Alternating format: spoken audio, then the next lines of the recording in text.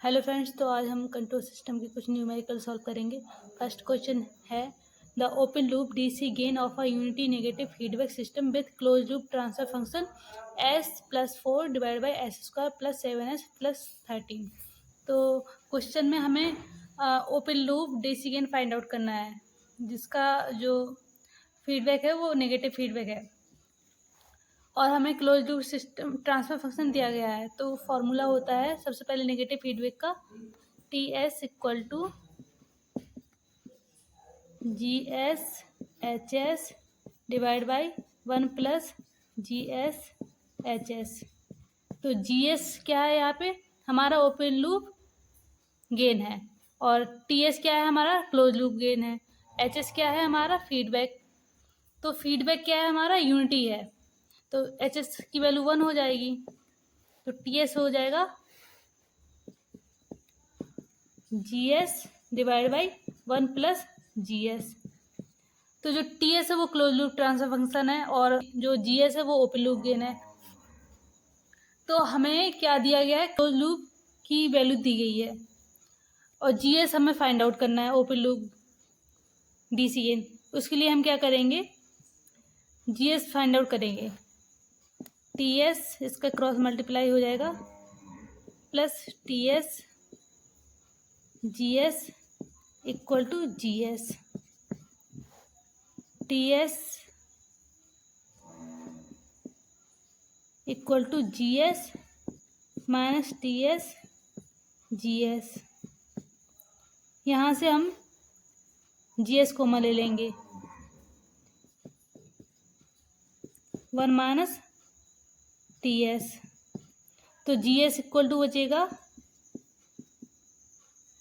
T S divide by 1 minus T S. तो हमारा open loop gain close loop gain के terms में आ गया। तो हमें ये क्लोज लूप ट्रांसफर फंक्शन दिया गया था वो यहाँ पे पुट कर देंगे, तो ये हमारा फॉर्मूला निकल आया। तो हमें ओपन लूप ट्रांसफर फंक्शन निकालना है, उसके लिए क्या करेंगे, उसको जी एस हमारा ओपन लूप गेन ही है, तो open loop transfer function equal to हो जाएगा close loop transfer function divide by 1 minus close loop transfer function.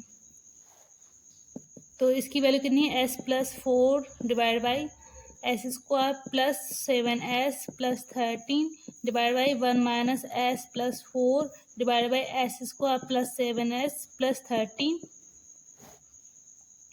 तो यहाँ से हम यहाँ पे एलसीएम ले लेंगे, तो s+4 divide by s² plus 7s+13 divide by s² plus 7s+13, ये माइनस में हो जाएगा, minus s-4 divide by s² plus 7s+13।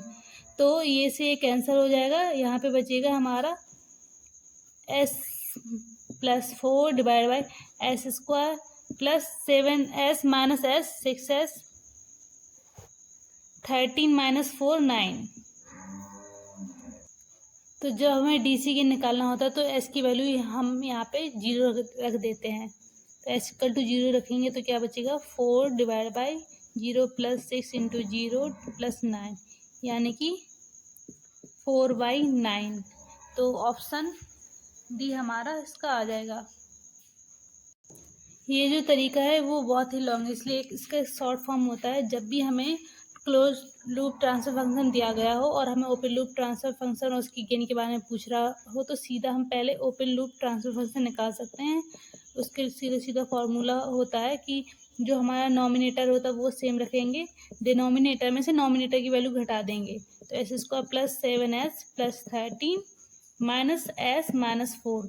तो ओपन लूप ट्रांसफर फंक्शन कितना आ जाएगा, s+4 divide by s² plus 6s+9। और यहाँ पे हम चूँकि हमें डीसी गेन फाइंड आउट करना है तो s इक्वल टू 0 रख देंगे, तो 4 डिवाइड बाई 9।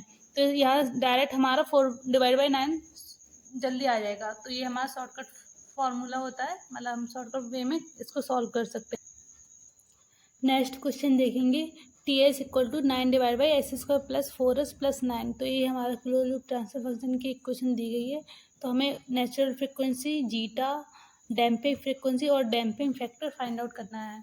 तो सबसे पहले हम इसको स्टैंडर्ड सेकेंड ऑर्डर की इक्वेशन से कंपेरिजन करेंगे। तो इक्वेशन होती है omega N square divide by S square plus 2s zeta omega N plus omega N square. तो ओमेगा एन स्क्वायर की वैल्यू कितनी है यहाँ पे 9, तो omega N square equal to 9, तो ओमेगा एन की वैल्यू कितनी आ जाएगी 3, तो एक वैल्यू हमारी 3 आ गई natural frequency. Next 2s zeta omega N equal to कितना है हो जाएगा हमारा 4s। तो एस से एस कैंसल, 2 इंटू जीटा हमें फाइंड आउट करना, ओमेगा की वैल्यू है कितनी 3, यहाँ पे 4, 2 दूनी 4, जीटा आ जाएगा हमारा 2 डिवाइड बाई 3,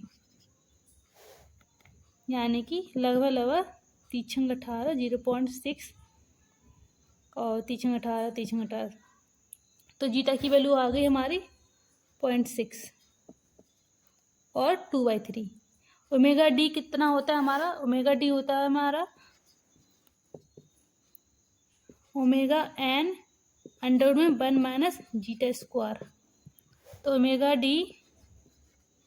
ओमेगा एन कितना है हमारा 3 अंडर में 1 माइनस 2/3 का होल स्क्वायर, 3 इंटू 3×3 9, 2×4 5/9, यानी कि हो जाएगा यहाँ पे 3 अंडर में 5 डिवाइड बाई 3, अंडर 9 की वैल्यू 3 हो जाएगी, इससे कैंसिल।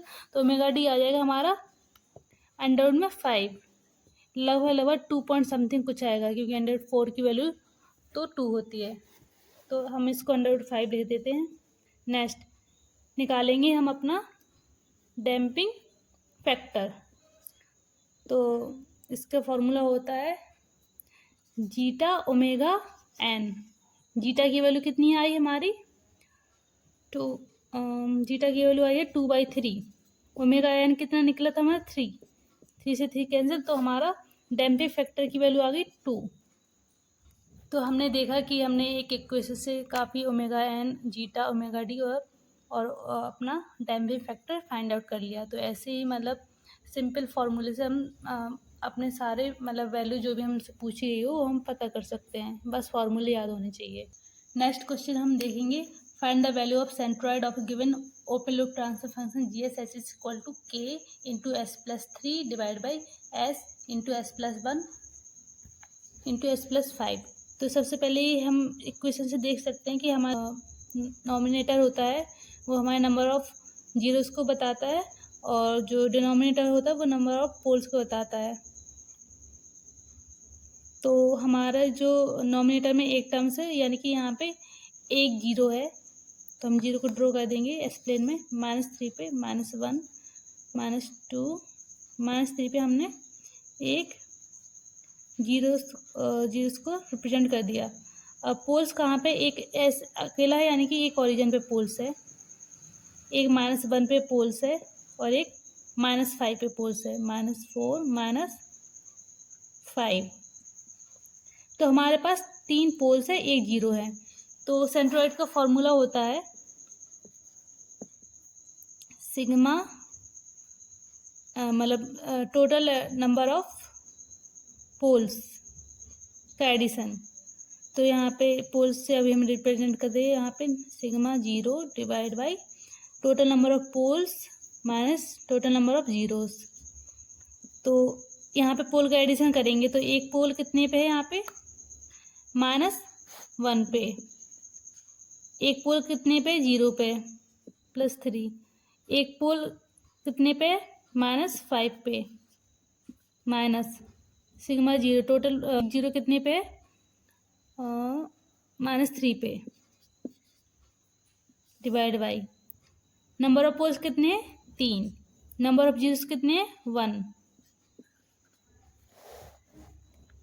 तो जब हम इनका एडिशन करेंगे तो -5 -1 -6 और -3 +3 हो जाएगा डिवाइड बाई 3 -1 2